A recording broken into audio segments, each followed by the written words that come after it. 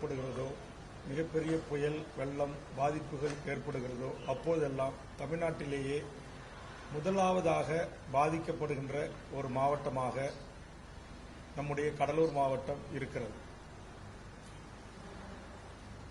கடந்த சில வாரங்களுக்கு முன்பு ஏற்பட்ட இந்த புயலின் தாக்கம் மிகப்பெரிய மழை பொழிவையும் பல்வேறு மாவட்டங்களில் தந்திருக்கிறது.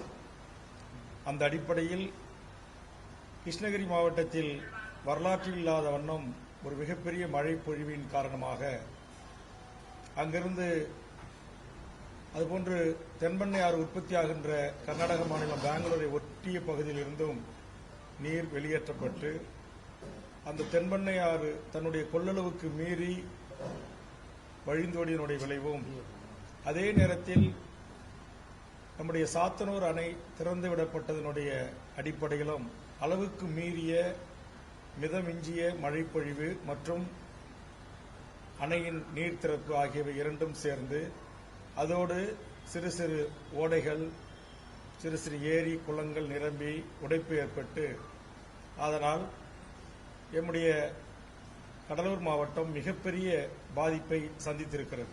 குறிப்பாக என்னுடைய தொகுதி இரண்டு பக்கமும் ஆறுகளை கொண்ட ஒரு சட்டமன்ற தொகுதி. ஒரு பக்கம் தென்பெண்ணை ஆறு, நூற்றுக்கணக்கான கிராமங்கள் உள்ளடக்கிய கரையோர கிராமங்கள். இன்னொரு பக்கம் பண்ருட்டி கெடிலம் ஆறு, நூற்றுக்கணக்கான கிராமங்களை உள்ளடக்கிய ஆறு. இந்த இரண்டு ஆறுகளிலும் மிகப்பெரிய வரலாறு காணாத அளவுக்கு ஆறில் தண்ணீர் வழிந்தோடி வந்ததனுடைய விளைவு இந்த இரண்டு கரையோரம் இருந்த என் தொகுதி மக்கள் முற்றுமுதலுமாக மிகப்பெரிய தாங்கொள்ளா துயரத்தை இந்த புயல் வெள்ள மழை பாதிப்பு ஏற்படுத்தியிருக்கிறது. இதை குறித்து நான் கேள்விப்பட்டு சென்னையிலிருந்து புறப்பட்டு வந்து என் தொகுதி முழுக்க பல்வேறு கிராமங்களை சுற்றி பார்த்து பாதிப்புகளை புகைப்படம் எடுத்து, அதுபோன்று திருவண்ணாமலை, விழுப்புரம், பாண்டிச்சேரியின் ஒரு பகுதி, கள்ளக்குறிச்சி மாவட்டத்தின் ஒரு பகுதிகளையும் நான் சுற்றி பார்த்து புகைப்படங்களை எடுத்து வீடியோ எடுத்து இதையெல்லாம் ஆதாரமாக கொண்டு உடனடியாக சென்னைக்கு சென்று தமிழக சட்டப்பேரவையில் வரலாறு காணாத பாதிப்புகளை எமது கடலூர் மாவட்டம், விழுப்புரம் மாவட்டம், கள்ளக்குறிச்சி மாவட்டம், அதுபோன்று திருவண்ணாமலை மாவட்டம், கிருஷ்ணகிரி மாவட்டங்கள் பாதிப்புக்குள்ளாகி இருக்கிறது, இதோ ஆதாரம் என்பதை சமர்ப்பித்து ஒரு நாள் முழுவதும் அவையை ஒத்திவைத்து இது குறித்து விவாதிக்க வேண்டும் என்ற வேண்டுகோளை முன்வைத்தேன். உங்கள் வேண்டுகோள் பரிசீலனை இருக்கிறது என்று பேரவைத் தலைவர் தெரிவித்தார்கள். முதல் நாள் கூடியவுடனே எடுத்துக்கொள்ள சொல்லி நான் வலியுறுத்தினேன். விவாதம் எடுத்துக் கொள்ளப்படவில்லை.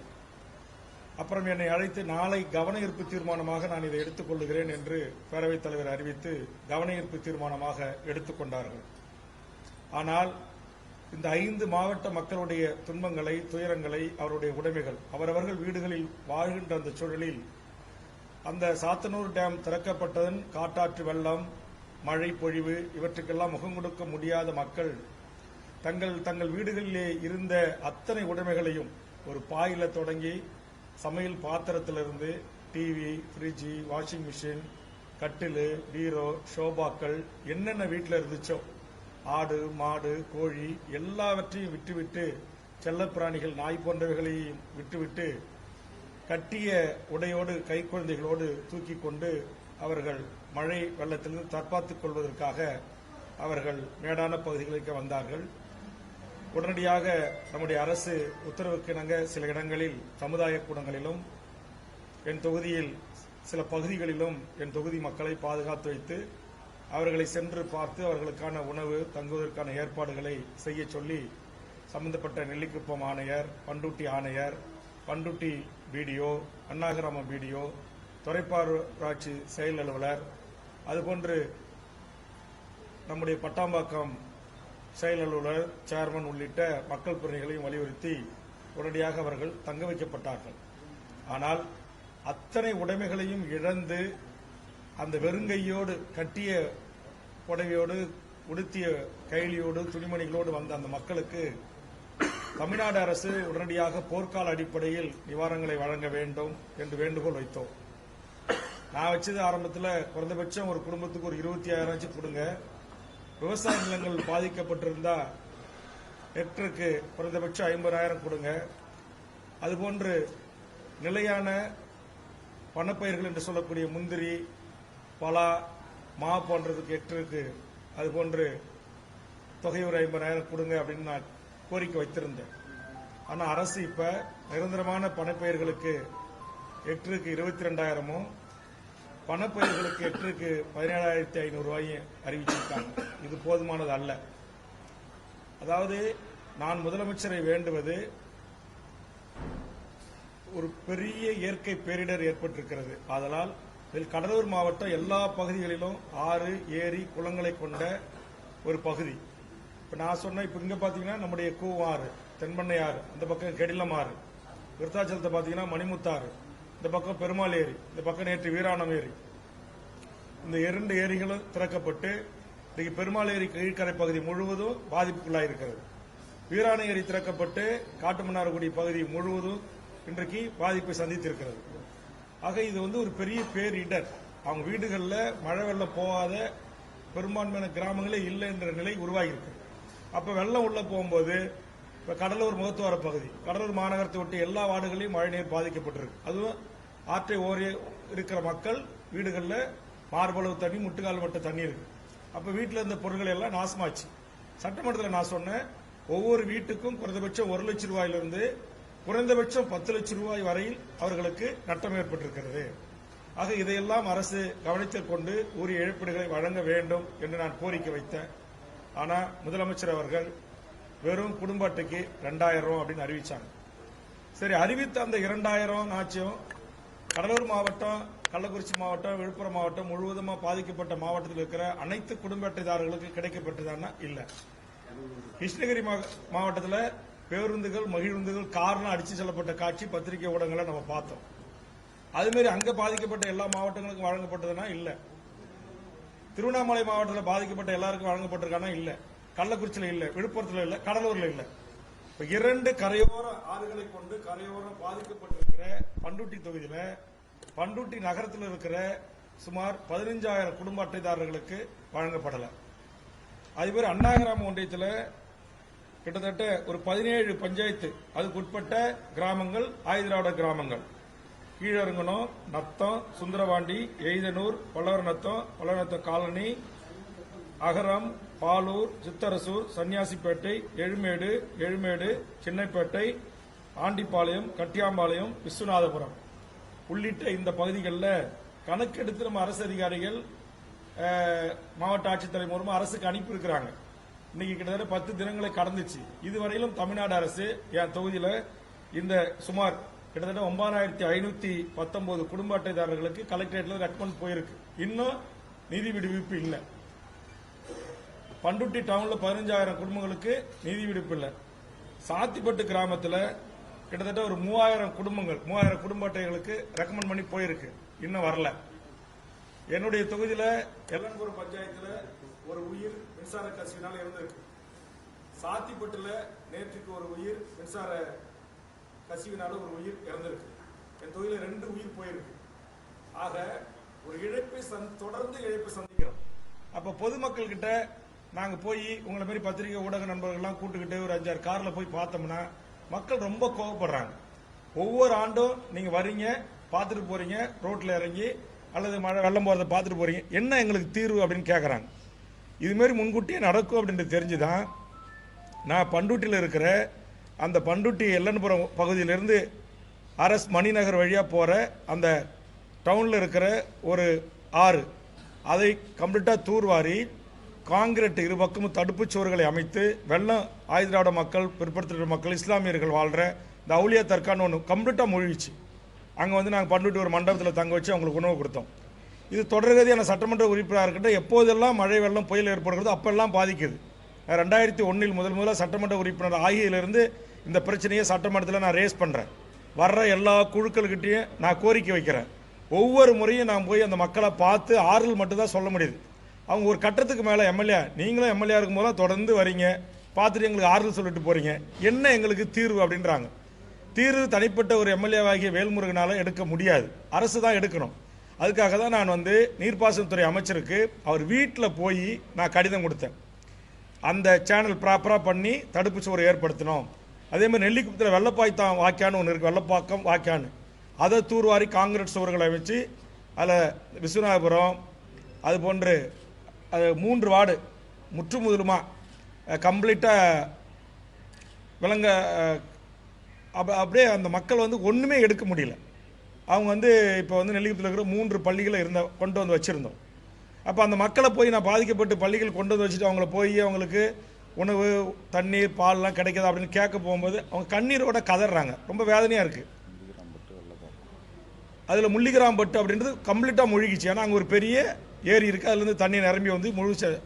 அதுமாதிரி வெள்ளப்பாக்கம் தானே, வெள்ளப்பாக்கம் இன்னொரு ஒரு அந்த பெண் கவுன்சிலர்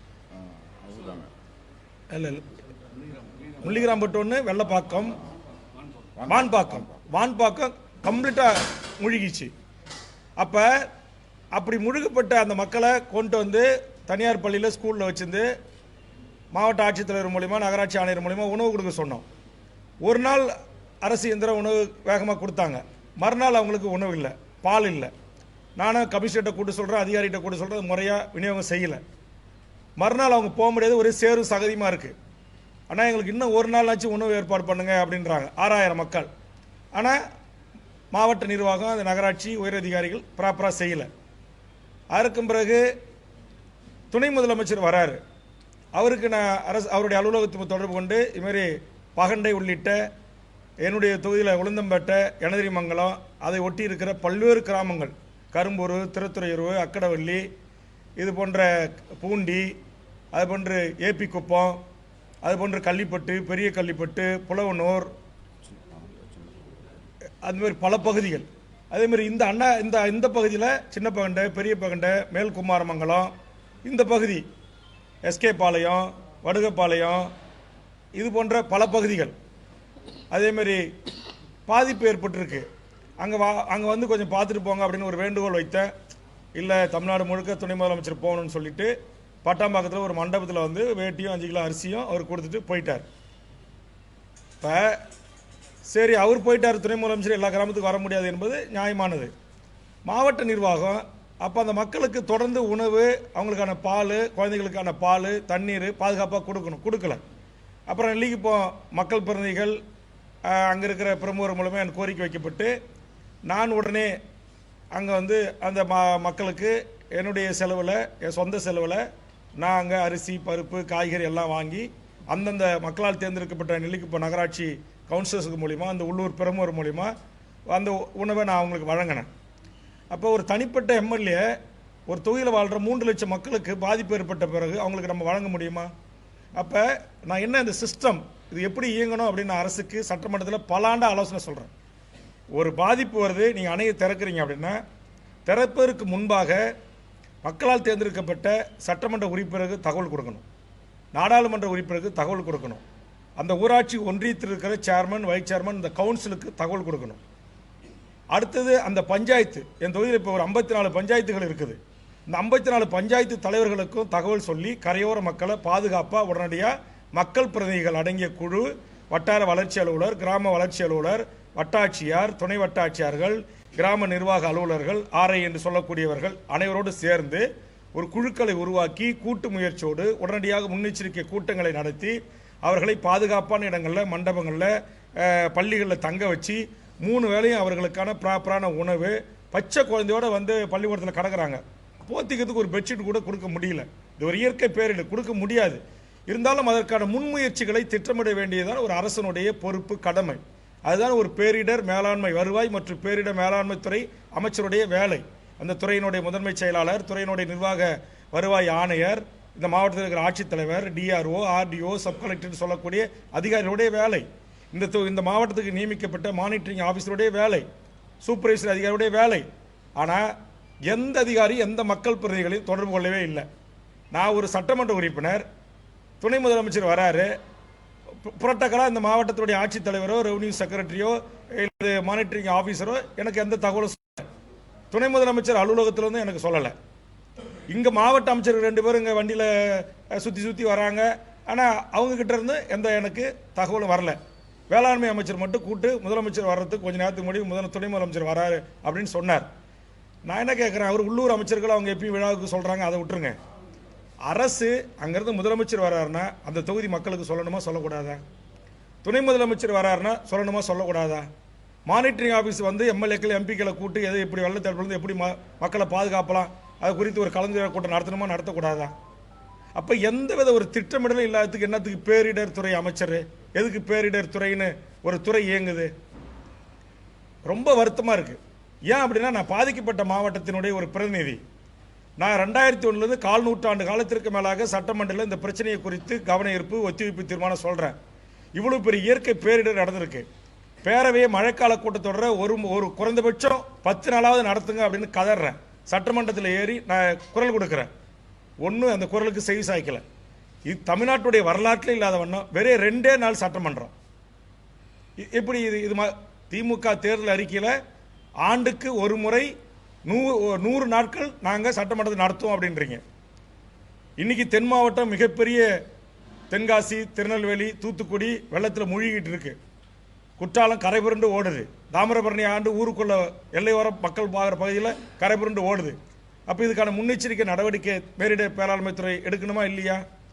அப்போ ஒரு திட்டமிடல் இல்லாத ஏதோ ஒரு சில அதிகாரிகள் அவங்களாம் அதிகாரத்தில் உச்சத்தில் இருக்கின்ற ஒரு தந்தோண்டித்தனமாக ஒரு நிர்வாகத்தை செய்கிறாங்க. மக்கள் உயிர் பலியாகுது. பல உயிர்கள் பலியாயிருக்கு. திருவண்ணாமலை மாவட்டத்து அமைச்சர் ஒரு பத்திரிகையாளர் சந்திப்பில் சொல்லியிருக்காரு, விருதுநகர் மாவட்டத்தில் விழுப்புரம் மாவட்டத்தில் மட்டுமே 14 உயிர்கள் பலியாயிருக்கின்றது. இப்போ என் தொகுதியில் 2 உயிர்கள் போயிருக்கு. அப்போ இந்த இயற்கை பேரிடர் ஏற்பட்ட இந்த புயலுக்கு பிறகு எத்தனை உயிர்கள் தமிழ்நாட்டில் பலியாயிருக்கு விவரம் இல்லை. எத்தனை கால்நடைகள் பலியாயிருக்கு விவரம் இல்லை. எத்தனை நிரந்தர பணப்பயிர்கள் எத்தனை ஹெக்டர் பாதிப்படைந்திருக்கு இன்னும் வெளியில் வரல. அதேமாதிரி விவசாய பயிர் வகைகள் எத்தனை ஆயிரம் ஹெக்டர் பாதிப்படைஞ்சிருக்கு, அதுக்கு நிவாரணம் இன்னும் போய் சேரலை.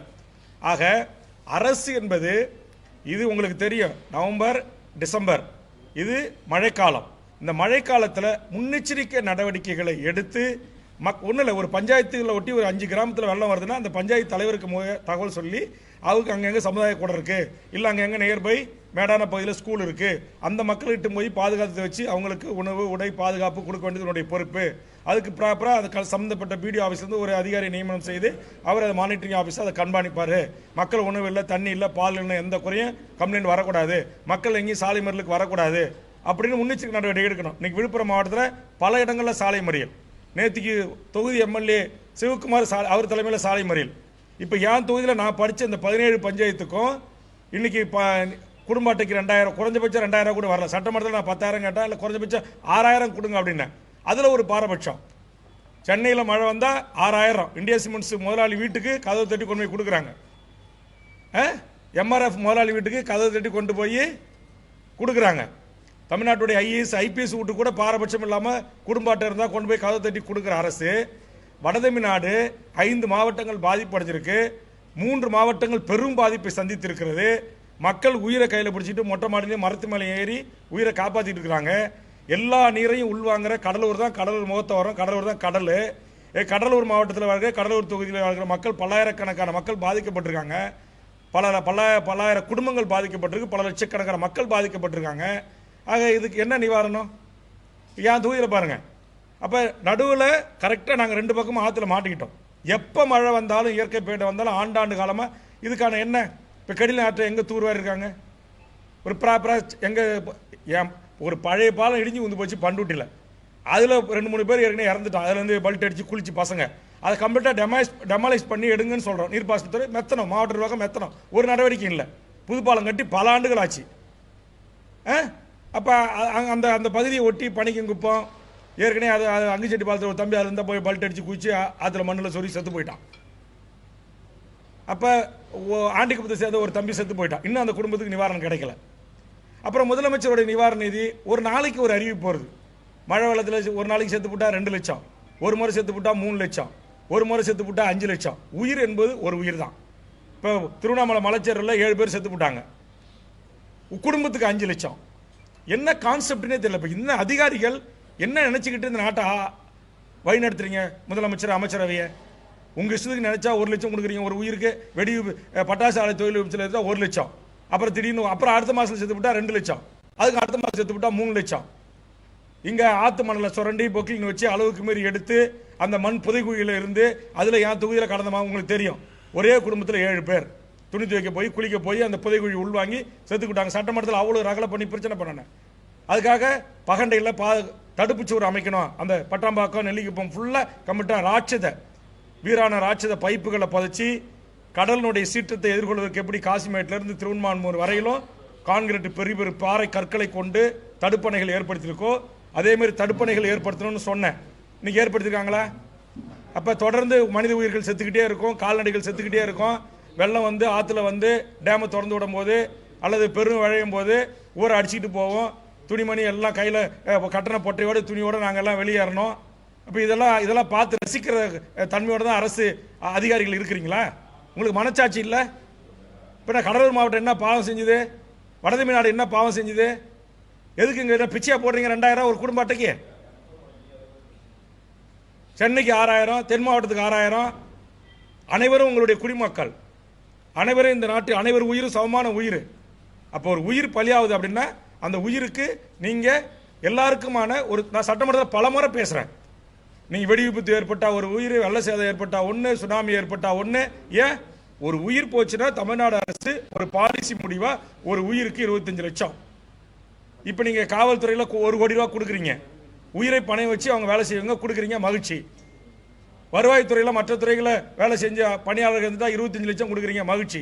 24 மணி நேரம் அரசு மக்களுக்காக உழைக்கிற ஊழியர்கள். சரி, குறைந்தபட்சம் பொதுமக்களுக்குன்னு ஒரு 25 லட்சம் ஒரு உயிர் பலியாச்சுன்னா அது வெடி விபத்தில் ஏற்பட்டாலும், ஆக்சிடென்ட்ல ஏற்பட்டாலும், விபத்தில் ஏற்பட்டாலும், எதில் ஏற்பட்டாலும் அந்த உயிர் அதை சார்ந்து வாழக்கூடிய குடும்பத்திற்கு ஒரு நிரந்தர நிதி ஆதாரத்தை உருவாக்கி தர வேண்டியது ஒரு நியாயமான கோரிக்கை. இது அதிமுக ஆட்சி, திமுக ஆட்சி, எல்லா ஆட்சியிலையும் நான் கோரிக்கை வைக்கிறேன். அது என்னமோ சொல்லுவாங்களா, வலு உள்ளவன் வாழலாம்.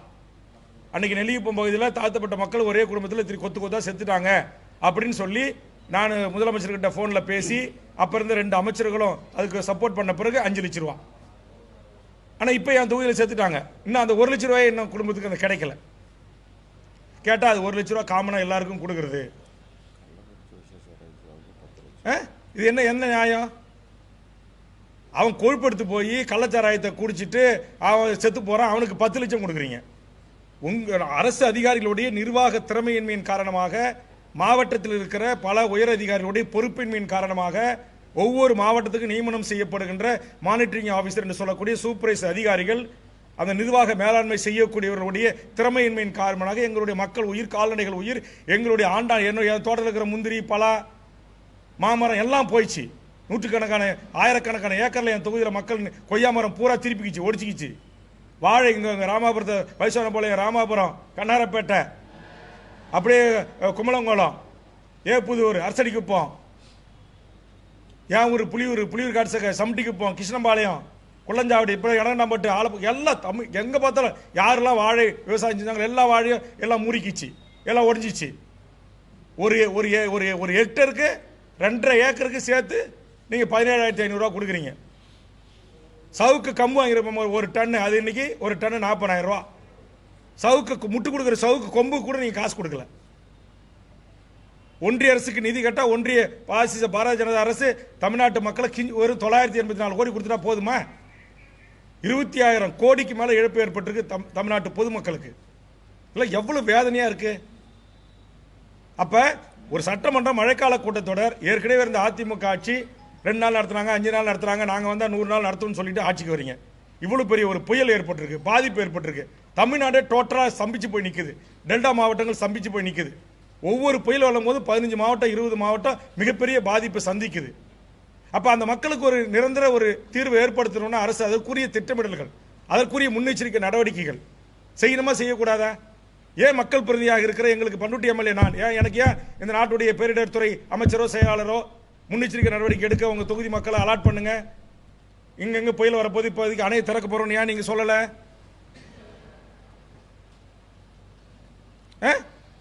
மத்திய குழு வருது, தேவனாம்பட்டத்தில் தொடங்கி கம்ப்ளீட்டாக கடற்கரை வரக்கிற கிராமங்கள், கடலூர் மாவட்டத்தில் ஒரு கடற்கரை வர கிராம மக்கள் மீனவர்களை போய் பார்க்கல. அன்னைக்கு மீனவர்கள் 7 பேர் மாற்றிக்கிட்டாங்க. மீனவர் வாழ்வுரிமை சங்கத்துடைய தலைவர் ஏகாம்பரம் என்னை தொடர்பு கொண்டு சொல்றாரு, நான் முதலமைச்சருடைய செயலாளருக்கும் காவல்துறை ஐஜி இன்டெலிஜென்ஸுக்கும் சொன்ன பிறகுதான் அந்த செய்தி அங்கே தெரியுது. அது வரையிலும் மாவட்ட நிர்வாகமே இங்கே வந்து வெளிப்பாடு கேட்டிருக்கோன்றீங்க. அப்புறம் நான் நேரடியாக போய் உட்காந்து அங்கேருந்து ஏர்ஃபோர்ஸ் மாஸ்டர் சீஃப் கிட்ட பேசி அப்புறம் 1 மணி நேரத்துக்குள்ளே ஹெலிகாப்டர் அங்கே வருது. இப்போ என்ன அன்றைக்கி நான் அன்றைக்கே பத்திரிகை சென்னை சட்டமன்றத்திலேருந்து வெளியே வந்து அதை நான் ப்ரெஸ் மீட்டில் பதிவு பண்ணியிருக்கேன். இது எல்லாம் பார்த்துட்டு இந்த கோவத்தில் தான் நான் எல்லா ஊருக்கும் போய் ஏன்னா மாவட்டம் மாநிலம் பத்திரிகை கார் படைசூழ போய் அந்த மக்களை கோவப்படுத்தக்கூடாதுன்னு சொல்லிட்டு வெறும் டிஷர்ட்டை போட்டுட்டு சாதாரணமாக போய் எல்லாத்தையும் சுற்றி பார்த்துட்டு வந்து என் வீட்டில் பண்டுட்டில் உட்காந்து இந்த மழை வெள்ளம் பெஞ்சு அன்னைக்கே ஒரு டிஷர்ட்டோட நான் லைவ் கொடுத்தேன் 1/2 மணி நேரம். அதில் எல்லா செய்திகளையும் நான் குறிப்பிட்டேன். இந்த மீனவர்கள் இப்படி அங்கே மாட்டிக்கிட்டு தத்தளிச்சாங்க, எப்படி நான் அரசு உயரதிகாரிகளை போய் நேராக சந்தித்து அவர்களை மீட்டு அப்படின்றத அன்றைக்கி நான் பதிவு செஞ்சேன். அப்போ என்ன பண்ணிக்கிட்டு இருக்கீங்க? நேற்றுக்கு தமிழ்நாடு துறைமுக பொறுப்பு கழகத்துடைய தலைவரை காஞ்சிபுரம் கலெக்டரேட் மீட்டிங் வர வச்சு அந்த 7 மீனவர்களை ஏன் நீங்கள் மீட்கல உடனடியா அப்படின்னு அவரை கூப்பிட்டு லெஃப்ட் அண்ட் ரைட் கேள்வி கேட்கும்போது அவர் சொல்கிறாரு, இல்லை சார் அவங்க நின்று இருந்த ஒரு ஜட்டி அமைப்பு அது பாதுகாப்பான இடம், அங்கே 2 இரவு காவலர் இருக்கிறாங்க, அவங்களுக்கு எல்லாம் சாப்பாடுலாம் ஆக்கி கொடுத்தாங்க. எப்படி புயல் வரதுக்கு முன்னாடி வீட்டில் வாழ்கிற நம்மகிட்டே பிரெட் இல்லை, பால் இல்லை, கரண்ட் இல்லை, மின்சாரம் இல்லை, ஸ்டவ் இல்லை, எப்படி அவர் இப்போ சமைச்சு 2 நாளைக்கு 48 மணி நேரத்துக்கு சோறு போட்டிருப்பாரு? இப்படி பொய்யாலாம் சொல்லாதீங்க, அவங்க மீது ஒழுங்கு நடவடிக்கை எடுக்கப்படும் சொல்லி கடுமையாக அவரை நான் வார்ன் பண்ணேன். அப்புறம் சாரி சார்ன்ட்டு உட்காந்துட்டார். எனக்கு முதலமைச்சர் கொடுத்த ஒரு சின்ன அதிகாரம், அரசு உறுதிமொழி குழு தலைவர். இன்னைக்கு தமிழ்நாட்டில் இருக்கிற 38 மாவட்டத்தில் 36 மாவட்டங்களுக்கும் போய் என்னால் முடிந்த அளவுக்கு அதிகாரிகளை அன்பாகவும் கொஞ்சம் விரட்டியும் நான் இன்னைக்கு பல அரசு இயந்திரங்களை முடுக்கி விட்டு பல முன்னெச்சரிக்கை நடவடிக்கைகளை நான் எடுத்துக்கிட்டு வரேன். ஒரு சாதாரண ஒரு கமிட்டி ஆசிய சேர்மன் 1 வருஷம் தான் அந்த பதவி. இந்த 1 வருஷ பதவியை வைத்துக்கொண்டு தமிழ்நாடு முழுக்க இருக்கிற அத்தனை district collector and எஸ்பிஸ், police commissioners, DRO, நகராட்சி ஆணையர்கள், ஆர்டிஎம்இ, ஆர்ஜேடி உள்ள உயர் அதிகாரிகளை வைத்துக்கொண்டு நான் ஆலோசனை சொல்ற சில இடங்களில் எடுத்திருக்கிறாங்க. இப்போ நேற்று தினம் காஞ்சிபுரம், இந்த நேரத்துக்கு செங்கல்பட்டு நான் கலெக்டரோடு சேர்ந்து மழை பாதிக்க ஏற்படலாம் பார்த்து அங்கே இருக்கிற மக்களுக்கு பாதுகாப்பான முன்னெச்சரிக்கை எடுக்க சொல்லி சில ஆலோசனைகளை வழங்கி கலெக்டர் அந்த ஸ்பாட்டில் உடனே சப் கலெக்டர்ஸ் அனுப்பி ஆர்டிஓ அனுப்பிச்சு டிஆர்ஓ அனுப்பி நடவடிக்கை எடுத்தாங்க. அப்போ எடுக்க முடியும். நம்முடைய அரசு இயந்திரம் அவ்வளோ வலுவானது, அவ்வளோ கட்டமைப்பு கொண்டது. சென்னையில் கோட்டையில் உட்காந்துக்கிட்டு முதலமைச்சர் ஒரு உத்தரவு போட்டார்னா அடுத்த 1 நிமிடத்தில் கன்னியாகுமரி கடற்கரை ஓர கிராமத்தினுடைய பஞ்சாயத்து தலைவருக்கும் அங்கே இருக்கிற மக்களால் தேர்ந்தெடுக்கப்பட்ட கவுன்சிலுக்கும் செய்தி பரிமாற முடியும்.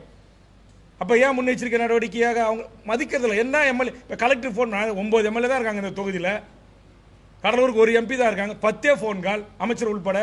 சார் இதுமாரி அலாட் பண்ணியிருக்கோம், ஸோ உங்களுக்கு ஆசிய கலெக்டர் அந்த மாவட்டத்துடைய ஆட்சித்தலைவராக நான் தொடர்படுத்தி தகவல் சொல்கிறேன், என்னுடைய கடமை நான் சொல்லணும், ஏன் சொல்லக்கூடாது? கூட்டணி தேர்தலும் போது கூட்டணி கட்சிகளுக்கு முறையா திமுக தலைமையிலிருந்து தகவல் சொல்றீங்க. அதே கூட்டணி கட்சி மாவட்ட செயலாளர் இருக்கிற மந்திரி ஆயிட்டீங்க உடனே அமைச்சருங்க பேச மாட்டாங்க. அவங்க டபேதாரு, அவங்க வீட்டில் வேலை செய்கிறவங்க ஃபோன் பண்ணி அமைச்சர் உங்களுக்கு சொல்ல சொன்னார், இங்கே மீட்டிங் நடக்குது. அப்போ ஓட்டு கேட்கும்போது மட்டும் நாங்கள் கூட்டணி கட்சி தலைவர், நீங்கள் அமைச்சராகி சைரன் காலில் போலீஸு அதிகாரி படை கலெக்டரோட எஸ்பியோட நீங்கள் ஸ்ட்ரைக்கிங் போர்ஸோட பாதுகாப்பாக வரும்போது உங்கள் வீட்டில் இருக்க வேலை செய்யணும், உங்கள் உதவியாளர் எங்களுக்கு தொடர்பு கொண்டு பேசுவார். ஏன்னா நீங்கள் அமைச்சருங்கள், நீங்கள் வாய் திறந்தா உங்களுக்கு பிரிஸ்டேஜ் பிரச்சனை ஆகிடுமா? இந்த மாவட்டத்துக்கு வருகை தந்த எந்த அமைச்சர் நேரடியாக இந்த 9 தொகுதியினுடைய எதிர்கட்சியோ ஆளுங்கட்சியோ கூட்டணி கட்சியோ சட்டமன்ற உறுப்பினர்களை தொடர்பு கொண்டு நாங்கள் இங்கே ஆய்வுக்கு வரோம், ரெவியூ மீட்டிங்கு வரோம், இல்லை என் துறையின் சார்பாக பிரச்சனைகளை பார்ப்பதற்கு நாங்கள் வருகிறோம், இல்லை என் துறையினுடைய ஒரு நிகழ்ச்சி திட்டத்தை தொடங்கி வைக்க வருகிறோம் அப்படின்னு எந்த அமைச்சர் சொல்லியிருக்கீங்க? அப்போ என்ன பதவி வந்த உடனே உங்களுக்கு எங்கேருந்து வருது இந்த அதிகார போதை? இன்னும் 1 வருஷம் கட்சி எங்கே வரணும்? மக்களை சந்திக்க தான் வரணும். அதை நீங்கள் முழுசாக மறந்துடுறீங்க. சரி, அமைச்சர்கள் தான் அப்படி மறக்கிறாங்க அப்படின்னா அதிகாரிகள் இன்னைக்கு அப்படி தான் இருக்கிறாங்க.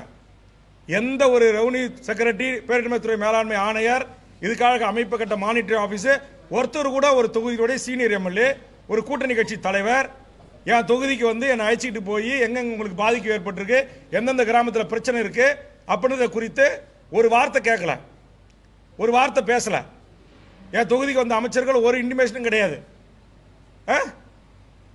நானா எங்க கட்சி பொறுப்பாளர்களை அனுப்பி, எங்க மாவட்ட செயலாளர்களை அனுப்பி, ஆனந்த் அனுப்பி, சுரேந்திர அனுப்பி, லெனின் அனுப்பி, இந்த கண்ண கவுன்சில் அனுப்பி, அருள் மக்கள் பிரதரை விட்டு நீ எங்கேயாச்சும் அந்த கடற்கரை வர மக்களுக்கு ஏதாவது ஒரு புளியோர தயிர் சோறு போடு, அருள் நீ ஏதாச்சும் போடுற மக்கள் பாவம் கையேந்தி நிற்கிறாங்க.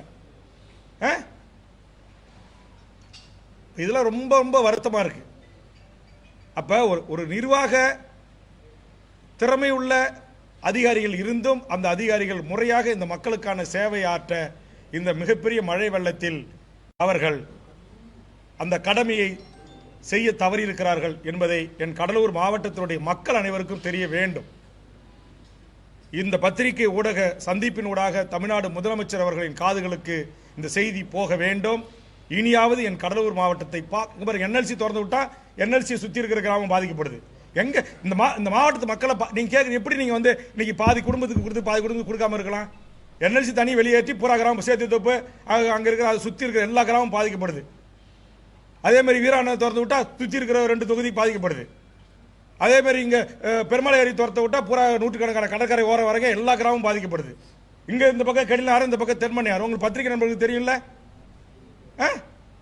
கடந்த அதிமுக ஆட்சியும் சரி இப்ப திமுக ஆட்சியும் சரி நூற்றுக்கணக்கான கோடி பெருமலை ஏரியை தூர்வாரணும், வீராணத்தை தூர்வாரி கலையை பரப்படுத்தணும்னு சொல்லிட்டு நூற்றுக்கணக்கான கோடி மக்களுடைய வரி பணத்தை ஊழல் செய்து கொள்ளையடித்துக் கொண்டார்கள் அதிகாரிகள் துணையோட. இதை வந்து கமிட்டிக்கே பொதுமக்கள் குற்றம் சாட்டினாங்க. நான் அஷூரன்ஸ் கமிட்டியில் வந்து கலெக்டர் தலைமையில் இதை ஒரு ரிப்போர்ட் ரெடி பண்ணி எனக்கு கொடுங்க அப்படின்னு கேட்டு போனேன். அந்த கலெக்டர் மாறிட்டார். அப்ப மக்களுடைய வரிப்பணம் யாருக்கு செலவிடப்படுகிறது? தனியார் பெரும் கார்பரேட் கான்ட்ராக்ட் முதலாளிகளுக்கா? இது எல்லாம் கேட்டா உடனே நாங்கள் வேல்முருகனுக்கு எந்த நிகழ்ச்சிக்கும் தகவல் சொல்ல மாட்டோம். வேல்முருகன் கலெக்டரேட் நீங்க இருக்க பத்திரிகையாளருக்கு தெரியும். அந்த நிகழ்ச்சி நீங்கள் பாருங்க. ஒரு கூட்டணி கட்சி எம்எல்ஏக்கள் அல்லது சீனியர் எம்எல்ஏக்கள் எந்த ஒரு சீனியாரிட்டி பின்பற்றது இல்லை. ஆளுங்கட்சி எம்எல்ஏ பேரை ஃபர்ஸ்ட் போட்டுப்பாங்க, சேர் அவங்களுக்கு அவங்க மந்திரி கலெக்டர் பக்கத்தில் போட்டுப்பாங்க. ஏன் நான் கலெக்டரேட் மீட்டிங்கில் எந்த அமைச்சருடைய கூட்டத்தில் கலந்து கொள்ளலை? ஒரு சீனியர் எம்எல்ஏ நான் பார்த்து ஓட்டு கேட்டு தான் இங்கே பல எம்எல்ஏக்கள் வெற்றி பெற முடியும்னு இருக்கிற எம்எல்ஏக்கள் எனக்கு சுயமரியாதை இருக்குது, தன்மானம் இருக்கு இல்லையா? தேர்தல் நேரத்தில் நாங்கள் கூட்டணி கட்சி தலைவர் முதலமைச்சர் பக்கத்தில் உட்கார வைப்பீங்க, 2வது சீட்டு போடுவீங்க, 3வது சீட்டு போடுவீங்க, அமைச்சருங்க பக்கத்திலே உட்கார வச்சுப்பீங்க. தேர்தல் முடிஞ்ச உடனே புரட்டக்கால் வந்துடும் உங்களுக்கு. உங்கள் ஆளுங்கட்சி கடலூர் எம்எல்ஏ அந்தாண்ட நெய்வேலி எம்எல்ஏன்னு பக்கத்தில் உட்கார வைப்பீங்க. துண்டறிக்கையிலும் அரசனுடைய விழாக்கள்லையும் பிஆர்ஓ கேட்டால் மேலெடுத்து உத்தரவு. எந்த மேலிடம்? ஏன் அந்த மேலிடம் அந்த தவறு என்ன திருத்தலை இது வரைக்கும்? அப்போ என்ன நினைச்சிட்டு இருக்கிறீங்க? இதற்கெல்லாம் கண்டிப்பாக தேர்தல் நேரத்தின் போது மக்கள் எதிர்வினை ஆற்றுவார்கள். இதையெல்லாம் மக்கள் பார்த்துக்கிட்டு இருக்கிறாங்க. அதனால மாண்புமிகு முதலமைச்சர் உங்க மேல எனக்கு ஒரு நபர் மீது நம்பிக்கை இருக்கிறது. உங்க காதுக்கு உண்மையான செய்தி வர மறுக்குது. அதிகாரிகள் உங்க காதுக்கு இங்க தமிழ்நாட்டில் நடக்கிற நிலவரங்களை சொல்ல மறுக்கிறாங்க. பல தவறுகள் நடக்குதுங்க, பல தவறுகள் நடக்குது. அதுல ஒரு செய்தி உங்ககிட்ட பகிர்ந்துக்கணும். என்னுடைய மாவட்டத்தில் இருக்கிற எல்லா தொழிற்சாலைகளையும் இன்னைக்கு மஞ்சள் நோட்டீஸ் போட்டு மூடிட்டு அந்த தொழிற்சாலை முதலாளிகள் ஒரு ஏக்கர் 5000 10,000 வாங்கின கெம்பிளாஸ்ட் இன்னைக்கு அங்க இருந்த கிட்டத்தட்ட 150 ஏக்கரை ஒரு ஏக்கரை 10 கோடிக்கு பிளாட் போட்டு விற்கிறான். இதை தொடர்ந்து எம்எல்ஏவாக இருக்கிற வரையில் நான் சட்டமன்றத்தில் பேசி தடுத்து வச்சிருந்தேன். இங்க இருக்கிற அதிகாரிகள் லஞ்சம் வாங்கிக்கிட்டு ஆட்சியாளர்கள் துணையோட அதை பிளாட் போட்டு வித்துருக்கிறான். நான் சட்டமன்றத்தில் கவன ஈர்ப்பு தீர்மானம் கொடுத்துருக்கேன், ஒத்திவைப்பு தீர்மானம் கொடுத்துருக்கேன், தடுத்து நிறுத்த முடியல. அதே மாதிரி மருங்கூரில் டேனக்ஸ்னு ஒரு நிறுவனம் அதுவும் 120 ஏக்கர், அது பஞ்சமி நிலம். அந்த ஏழை எளிய தாழ்த்தப்பட்ட மக்கள் கிட்ட உங்களுக்கு வீட்டுக்கு ஒருவருக்கு வேலை தரணும் அப்படின்னு சொல்லி அந்த காலத்தில் வாங்கி அதை ஃபர்ஸ்ட் இண்டஸ்ட்ரியல் ஒரு நிறுவனம் தொடங்குறான். அவன் கொஞ்ச நாள் அதை மூட்டு போயிடுறான். அப்புறம் டேனக்ஸ்னு ஒருத்தன் வாங்குறான். அவனும் கொஞ்ச நாள் நடத்திட்டு அதை மூடிட்டு போறான். வேலை செஞ்ச மக்களுக்கு எந்த இழப்பீடும் கிடையாது, எந்த இழப்பீடும் கிடையாது. இன்னைக்கு அங்கே ஏக்கர் 10 கோடி ரூபா நெய்வேலி பிரதான ரோட்டில். இப்போ இதை நான் தடுத்து நிறுத்தி வச்சிருக்கிறேன். சென்னையில் இருக்கிற ஒரு அதிகாரி, அவர் பேரு ஊரக வளர்ச்சித்துறை ஆணையர் பொன்னைய ஐஏஎஸ். அந்த ஐஏஎஸ் அதிகாரி பண்ருட்டினுடைய பிடிஓ அவர்களையும் இந்த மாவட்டத்தினுடைய ஏடி ரூரல் டெவலப்மெண்ட்னுடைய டிஆர்டினுடைய டைரக்ட் பிடி சென்னைக்கு அழைத்து அவருடைய சேம்பரில் வச்சு மிரட்டி கையெழுத்து வாங்குறார். மக்களால் தேர்ந்தெடுக்கப்பட்ட என் கட்சியினுடைய பஞ்சாயத்து தலைவர், அந்த மருங்கூர் பஞ்சாயத்து தலைவர் இருக்கிறாங்க, அவங்க தான் அந்த பிளாட்டுக்கு ஒப்புதல் தரணும். இது பஞ்சமி நிலம் அப்படின்றதால அவங்க தர மறுத்துட்டாங்க. அப்ப சட்டத்தை வளைக்கிறாங்க, மாத்தி பிடிஓவுக்கு அதிகாரம் இருக்கு, டிஆர்டிக்கு அதிகாரம் இருக்கு, நீங்க இதை வந்து பிளாட் நிலமா மாத்தி எங்களுக்கு அப்ரூவல் கொடுங்கன்னு சொல்லி இதுக்கு ஊரக நகரமைப்பு துறை துணை இயக்குனர், அப்ப இருந்த துணை இயக்குனர், அப்ப இருந்த பிடிஓஸ் அதிகாரிகள் எல்லாரும் உடந்தையா இருந்திருக்கிறாங்க. இன்னைக்கு அதை கண்டுபிடிச்சு தமிழக சட்டமன்றத்தில் அந்த பொன்னைய என்கிற ஐஏஎஸ் அதிகாரி ஊரக வளர்ச்சித்துறை அதிகாரி மீது உடனடியாக அவரை பணியிலிருந்து பணி நீக்கம் செய்யணும்னு சொல்லி முதலமைச்சர் கையில் நான் லெட்டர் கொடுத்துருக்கேன். முதலமைச்சர்கிட்ட போய் சட்டமன்றத்தில் அவர் மேலே பிரிவிலேஜ் எடுத்திருக்கிறேன். ஐஏஎஸ் ஐபிஎஸ் தப்பு செஞ்சால் விட்டுலாமா? ஐஏஎஸ் ஐபிஎஸ் எந்த பெரிய கொம்பனாக இருந்தாலும் தவறு செய்தால் தவறு தான். அது சட்டத்தின் முன் தண்டிக்கப்பட வேண்டும் என்று நெஞ்சுரத்தோடு இன்னைக்கு சட்டமன்றத்தில் ஒற்றையாளா நின்று நான் போராடி கொண்டிருக்கிறேன். ஆக நான் வந்து சக ஐஏஎஸ் அதிகாரியை பிரிவிலேஜ் கொண்டு வரேன். ஏற்கனவே ஒரு மாவட்ட ஆட்சித்தலைவர் சட்டத்தை கையில் எடுத்துக்கொண்டு அதிகார துஷ்பிரயோகத்தில் ஈடுபட்டார். அவர் மீது பிரிவிலேஜ் கொண்டு வந்து அப்ப இருந்த தலைமைச் செயலாளர் ஈரையன்பு அவர்கள் கடுமையான நடவடிக்கை எடுத்தார். அதனால இந்த ஐஏஎஸ் ஐபிஎஸ் லாபி இருக்கு பாருங்க, வேல்முருகன் நம்முடைய பொழப்புல மண்ணலி போடுறான் அப்படிங்கிறதுக்காகவே சில அதிகாரிகள், ஊழல் செய்கிற அதிகாரிகள், நேர்மையான நியாயமான லஞ்சம் வாங்காத அதிகாரிகள் அத்தனை பேருமே என்னுடைய உண்மையான மக்களுக்கான வாழ்வுரிமை போராட்டத்தில் சட்டத்தின் துணை கொண்டு சட்டத்தோடு என் பக்கம் நிற்கிறாங்க. ஆனால் இந்த லஞ்சம் வாங்குற அதிமுக ஆட்சியிலையும் அதிகாரியாக இருந்து தப்பு பண்ணி ஊழல் பண்ணிக்கலாம், திமுக ஆட்சியிலையும் வந்து கீ போஸ்டிங்கில் உட்காந்துக்கிட்டு லஞ்சம் வாங்கி ஊழல் பண்ணுறாங்க. எவ்வளோ பெரிய அநியாயம் நடக்குது, அக்கிரமம் நடக்குது. இதெல்லாம் முதல்வருக்கு தெரியுதா இல்லையா? இதையெல்லாம் பத்திரிகை ஊடகத்தின் வாயிலாக முதலமைச்சருக்கு உளவுத்துறையின் மூலமாக எடுத்து சென்று இங்கே ஒரு தீர்வு கிடைக்கணும். இங்கே இருக்கிற அரசு திட்டங்கள் அதே மாதிரி தான், பாரபட்சம் இல்லாமல் எல்லாருக்கும் கிடைக்கணும். அப்படின்னா அது ஆளுங்கட்சி பிரமுகர்கள், குறிப்பாக என் தொகுதியில் ஆளுங்கட்சி பிரமுகர்கள் அவங்களுக்குள்ளேயே அவங்க குடும்பத்துக்கே வேளாண்மை துறையில் ஏதாவது ஒன்றுன்னா அவங்க குடும்பத்துக்கே. இப்போ என்ன பொதுமக்கள்லாம் எங்கே போவாங்க? ஒரு ஸ்ப்ரேயர் வழங்குறது முதல் கொண்டு, ஒரு டிராக்டர் வழங்குறது முதல் கொண்டு பொதுமக்களுக்கு இல்லைன்னா அப்புறம் என்ன? வெள்ள பாதிப்பில் அது மாதிரி இந்த நான் சொன்ன இந்த 17 பஞ்சாயத்தில் பெரும்பான்மை அதிமுக பிரசிடென்ட்டுகள் அவங்க இப்போ சாலை மறியல் பண்ண போகிறேன் எம்எல்ஏன்றாங்க. நான் கூட்டு பேசி சாலை மறியலாம் வேண்டாங்க, நான் முதலமைச்சர்கிட்ட பேசியிருக்கேன், சட்டமன்றத்தில் பேசியிருக்கேன், உயர் அதிகாரிகள்கிட்ட பேசியிருக்கேன், கண்டிப்பாக உங்களுக்கு நிவாரணம் பெற்றுத்தரேன், சாலை மறியலாம் வேண்டாம் அப்படின்னு சொல்லி நான் இன்றைக்கு பாதுகாத்து வச்சிருக்கிறேன். இப்போ இந்த மாதிரியான நிர்வாக சீர்கேடு செய்கின்ற துறை அதிகாரிகள், ஊழலுக்கு துணை போகிற துறை அதிகாரிகள் மேலே மாண்புமிகு தமிழ்நாடு முதலமைச்சர் இரும்பு கரம் கொண்டு மிக மிக கடுமையான ஒரு நடவடிக்கை மேற்கொள்ள வேண்டும். இல்லை என்று சொன்னால் மிகப்பெரிய ஒரு போராட்டத்தை தமிழக வாழ்வுரிமை கட்சி முன்னெடுக்கும் என்பதை இதன் மூலமாக நான் தெரிவித்துக் கொள்கிறேன். இதுக்காக தான் பத்திரிகை ஊடக நண்பர்களை நான் அழைச்சேன். நன்றி, வணக்கம். ஏதாவது கேள்வி இருக்கா? கேள்வி கேட்க வாய்ப்பே இல்லையா? அரசு என்றால் முதலமைச்சருக்கு சில செய்தி போகல, அதனால முதலமைச்சருக்கு போகணும் அப்படிங்கிறதுக்காக இந்த தவறு செய்கிற அதிகாரிகளை குறித்து தான் இந்த குற்றச்சாட்டு. அதே மாதிரி என் தொகுதிக்கு, என் மாவட்டத்திற்கு மக்களால் தேர்ந்தெடுக்கப்பட்ட ஒரு சட்டமன்ற உறுப்பினருக்கு தகவல் சொல்லாமல் வருகின்ற அமைச்சர்களை பற்றியும் தான் குற்றச்சாட்டு. அப்போதான் முதலமைச்சருக்கு போகும், முதலமைச்சர் கூட்ட அமைச்சர்களை கேட்பாங்க. ஒரு கூட்டணி கட்சி தலைவர், ஒரு அமைச்சர், சீனியர் எம்எல்ஏ எனக்கு தகவல் சொல்லாமல் என் மாவட்டத்துக்குள்ள எப்படி வரலாம், என் தொகுதிக்குள்ள எப்படி வரலாம்? நீ யாராக கூட இருங்க, அதை பற்றி எனக்கு என்ன கவலை? புரோட்டோக்காலாக எனக்கு சொல்லணுமா இல்லையா? ஏன் சொல்லாமல் வரீங்க? அப்படி வரீங்க, வரும்போது நான் அவங்கள போய் கூப்பிடுறேன், பகண்டையில் ஏரி உடஞ்சி போச்சு, உள்ளே வந்து போச்சு, ஆற்று நீர் உடஞ்சி பல கிராமங்கள் பாதிக்கப்பட்டிருக்கு, மக்கள் வெள்ளத்தில் இருக்கிறாங்க, பார்க்க போவோம் அப்படின்னா இல்லை எனக்கு நேரம் இல்லை. இப்போ இது எப்படி மக்களை பாதுகாக்கிற நடவடிக்கை? ஆக தவறு செய்கின்ற அமைச்சர்கள், தவறு செய்கின்ற அதிகாரிகளுக்கு என்னுடைய இந்த கண்டனங்கள் பொருந்தும்.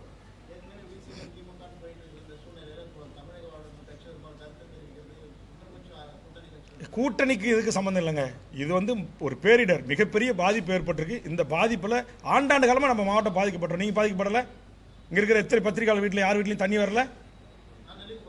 அப்புறம் உங்கள் வீடு எவ்வளோ பாதிக்கப்பட்டிருக்கு? அந்த மக்களை போய் வெறுமனே எம்எல்ஏ நான் போய் பார்த்து, கண்ணதாசன் வீடு பாதிக்கப்படல, யார் வீடுங்க பாதிக்கப்படல சொல்லுங்கள். சும்மா வெறுமனே இப்போ போய் பகண்டை வாங்க, திருக்கண்டேஸ்வரம் வாங்க, கள்ளிப்பட்டுக்கு வாங்க, புலவனூருக்கு வாங்க அப்படின்னு மக்கள் கூப்பிடுறாங்க. போய் வெறுங்கையோட என்ன பண்ணுறது? சரி, அப்படியே இருந்தாலும் 3 லட்சம் மக்களுக்கு வேல்முருகன் ஏற்கனவே மழை வெள்ளத்தில் தான் பண்ருட்டி வீட்டை மார்வாடி கிட்ட விற்று செலவு பண்ணி மக்களுக்கு நிவாரணம் வழங்கிட்டேன். இப்போ விற்கிறதுக்கு என்கிட்ட வீடும் இல்லை. எதை விற்கிறது? நான் இன்னும் மார்வாடி கிட்ட விற்ற வீட்டை என்னால் மூக்க முடியல.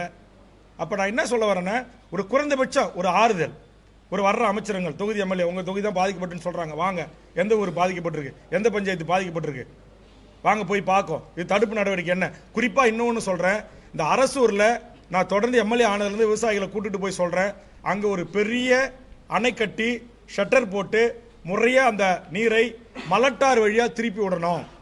அதே மாதிரி எந்தெந்த ஆறு ஏரி, சிறுகிராமம் உள்ளிட்ட நத்தம் உள்ளிட்ட ஆறு ஏரி குளங்களை நிரப்புற சிஸ்டம் உருவாக்கணும் அப்படின்னு படித்து சொல்கிறேன். அந்த விவசாய மக்களோடு சேர்ந்து சொல்கிறேன். ஆனால் ஒரு காலத்திலேயே என்னுடைய கருத்தை ஏற்றுக்கவே இல்லை. என் கருத்தை கூட்டாலும் ஏற்றுக்கிட்டு இதெல்லாம் பண்ணியிருந்தாங்கன்னா நம்முடைய மாவட்டமே பாதிச்சிருக்காது. 70 கோடி ரூபாயில் ஒரு ப்ரொபோசல் ரெடி பண்ணி துரைமுருகன் அண்ணங்கிட்ட கொடுத்து, அவர் நம்முடைய Sandeep Saxena chief secretary, additional chief secretary பொறுப்பு அவர்கிட்ட கொடுத்து பட்டியலில் சேர்க்க சொல்லிட்டார். ஆனால் அவரும் பட்டியலில் சேர்த்து அறிவிப்பில் இடம்பெற நேரத்தில் அதை தடுத்த சக்தி யாரு? அதோட இன்னொரு பெரிய கொடுமை, ரத்த கொதிக்குதுங்க. என்எல்சிக்காக பல்லாயிரக்கணக்கான மக்களை திரட்டி தொடர்ச்சியாக போராடி வெறும் 10 லட்ச ரூபா இருந்த சிஎஸ்ஆர் ஃபண்டை தினமணி சீனு, சங்கர், நம்ம வீரகுமார் போன்ற சீனியர் ரிப்போர்ட்டர்ஸ்லாம் தெரியும். 10 லட்சம் ரூபாய் நம்முடைய சிவா போன்றவங்களுக்கு தெரியும். எத்தனை போராட்டங்களை நடத்தி 10 லட்சம் ரூபாய் இருந்த சிஎஸ்ஆர் ஃபண்டை இன்னைக்கு 100 கோடியா கொண்டு வந்த 100 கோடி நிதியை சிஎஸ்ஆர் ஃபண்டில் யார் பிரிச்சுக்கிட்டா? யாருடைய தொகுதிக்கு போயிருக்கு?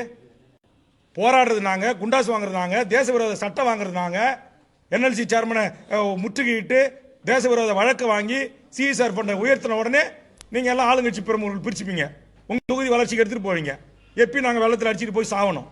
இப்போ இதெல்லாம் என்னத்துக்கு? இதெல்லாம் நேர்மையா எல்லா தொகுதிக்கு ஈவனா பாதிக்கப்பட்ட மக்களுக்கு பிரிச்சு கொடுக்கறதுக்கு ஒரு நிர்வாக திறமை இல்லைன்னா அப்புறம் என்னத்துக்கு அரசு நிர்வாகம் இயந்திரம்? சொல்லுங்க. அப்படிதான் நான் கேட்டேன். இது எல்லாத்தையும் இந்த சிஎஸ்ஆர் ஃபண்டில் என் தொகுதிக்கு இதெல்லாம் பண்ணி கொடுங்க.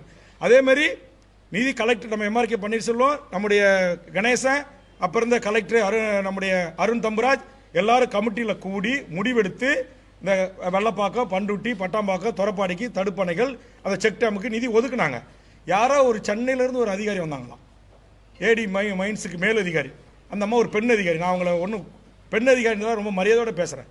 ஒரு மக்களால் தேர்ந்தெடுக்கப்பட்ட ஒரு மினிஸ்டர் ஆஃப் கவுன்சில் கூடி கலெக்டரேட்டில் பத்திரிகையாளர் நீங்கள் எல்லாரும் வந்திருந்தீங்க. அதில் நானும் காரசாரமாக கோரிக்கை வச்சு கோச்சிக்கிட்டேன். 3 ஆண்டா ஒதுக்கல, கடைசி ஆண்டு 4வது ஆண்டு தான் எனக்கு அந்த நிதியை ஒதுக்குனாங்க. அந்த நிதியும் ஒதுக்கி மடைமாற்றம் செய்யப்பட்டிருக்கு. அப்போ என்ன அர்த்தம்? என்னுடைய தொகுதிக்கு நான் போராடி என்எல்சி, உங்க அரசாங்க நிதி இல்லை, தமிழ்நாடு அரசு நிதி இல்லை, என்எல்சி நிதி. அந்த என்எல்சினுடைய அந்த சிஎஸ்ஆர் நிதியிலையும் அந்த மைன்ஸ் ஃபண்டையும் ஏன் பாதிக்கப்பட்ட நெல்லிக்குப்பம், பட்டாம்பாக்கம் பகுதிக்கு நான் கேட்கின்ற போது அதுக்கு ஒத்துக்கிட்டு கமிட்டியில் அப்ரூவ் கொடுக்கப்பட்டதை ஒரு தனிப்பட்ட ஒரு ஐஏஎஸ் அதிகாரி எப்படி ரத்து செஞ்சாங்க? அந்த தனிப்பட்ட அதிகாரிகள் மீது தமிழ்நாடு அரசு ஏன் நடவடிக்கை எடுக்கல? அந்த அதிகாரம் அந்த ஐஏஎஸ் அதிகாரிக்கு யார் கொடுத்தா? அப்ப ஐஏஎஸ் அதிகாரி, ஐபிஎஸ் அதிகாரி வானத்தை வந்து குதிச்சவங்களா? 2 அமைச்சர், கலெக்டர்ஸ், 9 எம்எல்ஏக்கள் கூடி ஒரு மீட்டிங்ல, அதான் கமிட்டி, தலைமைச் செயலாளர் தமிழ்நாடு அரசால் நியமிக்கப்பட்ட 2 அமைச்சர், இத்தனை எம்எல்ஏக்கள் கூடிய கமிட்டி. அதாவது ஐயப்பன், நான், சபா, விருத்தாச்சலம் எம்எல்ஏ எல்லாரும் கூடி முடிவெடுத்து அதை வந்து பாதிக்கப்பட்ட மழை வெள்ளத்தில் பாதிக்கப்பட்ட அந்த பகுதிகளுக்கான அடிப்படை வசதிகளுக்கு பிரிக்கப்பட்டது. பள்ளிக்கூடத்துக்கு, சாலைக்கு, செக் டேமுக்கு, தடுப்பணைகளுக்கு. ஆனால் இன்னைக்கு அந்த நிதி எங்க போயிருக்கு? யாருடைய தொகுதியில் செலவிடுறீங்க? மாண்புமிகு முதலமைச்சர் அவர்கள் இதையெல்லாம் கூட்டு ஒரு ஆய்வுக்கு உட்படுத்தணும். நம்முடைய டிஸ்ட்ரிக்ட் கலெக்டருக்கு ஒரு வேண்டுகோள் வைக்கிறேன். இந்த மழை வெள்ள நிவாரணத்தில் இந்த டிஸ்ட்ரிக்ட்ல எத்தனை குடும்பங்களுக்கு, குடும்ப அட்டைதாரர்களுக்கு என்ன நிவாரணம் கொடுத்துருக்கீங்க? எத்தனை குடும்ப அட்டைதாரர்களுக்கு பாதுகாப்பான இடத்துல கொண்டு வந்து வச்சு சொந்த தமிழ்நாடு அரசு செலவில் அவர்களுக்கு உணவு எத்தனை வேலை வழங்கிருக்கீங்க? உணவு அரசு செலவில் வழங்குறத வேற ஒருத்தர் கிளைம் பண்ணுறாங்கன்னு ஒரு குற்றச்சாட்டு இருக்கு. 2வது, யாராச்சும் இப்போ என்எல்சியோ அல்லது இப்போ என்ன தனிப்பட்ட முறையில் நான் வழங்கின மாதிரி பல நல்ல உள்ளங்கள் உணவு கொடுத்துருக்காங்க. அதை அங்கே இருக்கிற அரசு அதிகாரிகள் அரசு செலவில் வழங்கினதா பில் கிளைம் பண்ணிக்கிறாங்க. கொரோனாவிலும் இந்த தவறு நடந்துச்சு, இப்பயும் இதுமாரி தவறு நடந்து. அப்போ மழை வெள்ளம் வரும்போது இது வந்து மக்களுடைய வரி பணத்தை யாரோ சில பேர்களுக்கு தவறான ஊழல் செய்கிற, லஞ்சம் செய்கிறோம், வாய்க்கிரிசி போடுறதுக்காக இந்த இயற்கை பயன்படுத்திக் கொள்வது எவ்வளவு கொதிநிலையில் இருக்கிறோம் நாங்க? எவ்வளவு நாளைக்கு நாங்கள் பொறுத்து போறது? இதற்கெல்லாம் தமிழ்நாடு முதலமைச்சர், தமிழ்நாடு அரசு தலைமைச் செயலாளர் போர்க்கால அடிப்படையில் நடவடிக்கை எடுக்கவில்லை என்று சொன்னால் மிகப்பெரிய போராட்டத்தை இந்த கடலூர் மாவட்டத்தை பேரிடர் மாவட்டமாக அறிவித்து இந்த மக்களுக்கான அத்தனை பாதிப்புகளையும் கண்டறிந்து அவர்களுக்கு கூறிய நீங்க இந்த ஒன் டைம் பேமெண்ட்டே எங்களுக்கு வேண்டாம், விட்டுருங்க. இதுல இருந்து பாதுகாக்கிறதுக்கு என்ன நடவடிக்கை? எத்தனை ஆறு ஏரி குளங்களை தூர்வாரினீங்க? முறையா தூர்வாரினீங்களா? சொல்லுங்க. 2 வீராணத்துல நான் உங்களுக்கு தெரியும், பத்திரிகை நண்பர்களே, வீராணத்துல இறங்கி நாத்து நடும் போராட்டம் நட்டேன். ஏன் 50 கோடி ரூபாய் ஒரு பொக்லின் கூட உள்ள வந்து தூர்வாரம் அப்படியே கிளைம் பண்ணி எடுத்துக்கிட்டாங்க அதிமுக ஆட்சியில. இப்ப 100கணக்கான கோடி இப்ப பெருமாளையர்ல அப்படியே கிளைம் பண்ணி எடுத்துக்கிட்டாங்க. அதோடு இல்லை, அங்க வெட்டப்பட்ட 100கணக்கான கோடி மணல் நம்முடைய கிழக்கு கடற்கரை சாலை, சிதம்பரம் மயிலாடுதுறை சாலை இணைப்புக்கு அந்த பொது நிறுவனத்துக்கு வித்திருக்கிறாங்க. இதை கண்டுபிடிச்சு பத்திரிகை நண்பர்கள் வெளியில கொண்டு வந்து அதை நான் கமிட்டிக்கு வந்த போது அங்க இருக்கிற விவசாய பாசன சங்க தலைவர்கள் கடிதமா என்கிட்ட கொடுத்தாங்க. அதன் மீது நடவடிக்கை எடுத்து அந்த பணத்தை ரெக்கவர் பண்ண சொல்லி அன்றைக்கு தமிழ்நாடு நடமாடும் சட்டப்பேரவை குழு பரிந்துரை செய்த அந்த டிஸ்ட்ரிக்ட் கலெக்டருக்கு அந்த கோப்பு அப்படியே இருக்கு. கலெக்டர் தான் மாறி இருக்கிறாரு. என்ன நடவடிக்கை சொல்லுங்க? பஞ்சமி நிலத்தை 120 ஏக்கரை பிளாட் போட்டு விற்கிறதுக்கு அந்த பஞ்சாயத்து மக்களால் தேர்ந்தெடுக்கப்பட்ட பஞ்சாயத்து தலைவர், பஞ்சாயத்து துணைத் தலைவர், அந்த கவுன்சிலர் ஒப்புதல் தரன உடனே அந்த கவுன்சிலை சஸ்பெண்ட் பண்ற முயற்சியில் இறங்குறாங்க அதிகாரிங்க. அந்த பஞ்சாயத்து கிளர்க்கை சஸ்பெண்ட் பண்ற முயற்சியில் இறங்குறீங்க. அதை எனக்கு கேள்விப்பட்டு நான் தடுத்து நிறுத்தி வச்சிருக்கிறேன். இப்ப சரி, அவங்க ஏத்து போடப்பட்ட நான் போடுறேன்னு சொல்லி ஒரு டிஆர்டி ஆணையரே தன்னுடைய சேம்பருக்கு 2 பெண் அதிகாரிகளை தனியாக அழைத்து சேம்பரில் விட்டு மிரட்டி அவங்க மயக்கம் போட்டு ஒரு அதிகாரி அங்கே வீழ்ந்திருக்கிறாங்க. கையெழுத்து வாங்கிருக்கீங்க அப்படின்னா ஆதாரம் என்கிட்ட இருக்கு. அப்படிப்பட்ட அதிகாரி எப்படி தமிழ்நாடு அரசு இவ்வளவு பெரிய மிக உயர்ந்த துறையில ஊரக வளர்ச்சித்துறை ஆணையரா எப்படி பனகல் மாளிகை சைதாப்பேட்டையில அமர வச்சிருக்கு? நான் முதலமைச்சருக்கு கடிதம் கொடுத்து இன்னைக்கு ஒரு வாரம் ஆச்சு, ஏன் என்ன நடவடிக்கை எடுக்கல? இதே நிலைமை நீடித்தால் மாண்புமிகு தமிழக முதலமைச்சரே, உங்களுடைய பெயருக்கும் உங்களுடைய புகழுக்கும் உங்களுடைய அரசுக்கும் மிகப்பெரிய களங்கத்தை ஏற்படுத்துகின்ற ஒரு சில கருப்பாடுகளை உடனடியாக நீங்கள் களைய வேண்டும் என்பதுதான் என் வேண்டுகோள். நன்றி, வணக்கம்.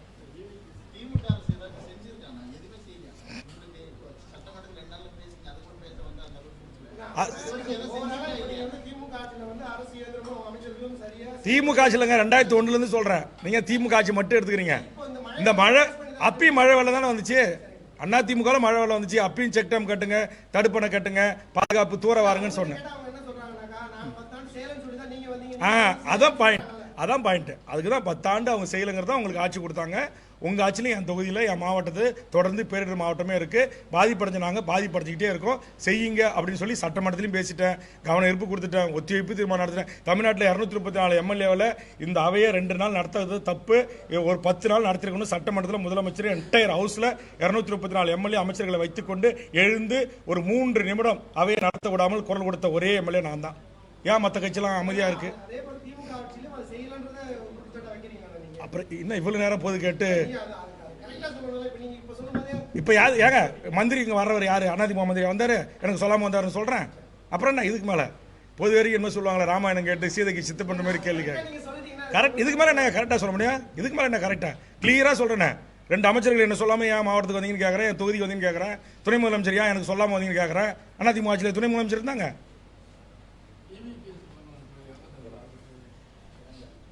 பெரியாரின் பேரன், காங்கிரஸ் கட்சியின் பேர் இயக்கத்தின் தலைவராக இருந்தவர், நாடாளுமன்ற உறுப்பினராக இருந்தவர், என்னோடு சட்டமன்ற உறுப்பினராக பணியாற்றிய ஒருவர் இன்றைக்கு உடல்நிலை பாதிக்கப்பட்டு உயிரிழந்திருக்கிறார். அதற்கு தமிழக வாழ்வுரிமை கட்சியின் சார்பாக என்னுடைய ஆழ்ந்த இரங்கலை பதிவு செய்கிறேன்.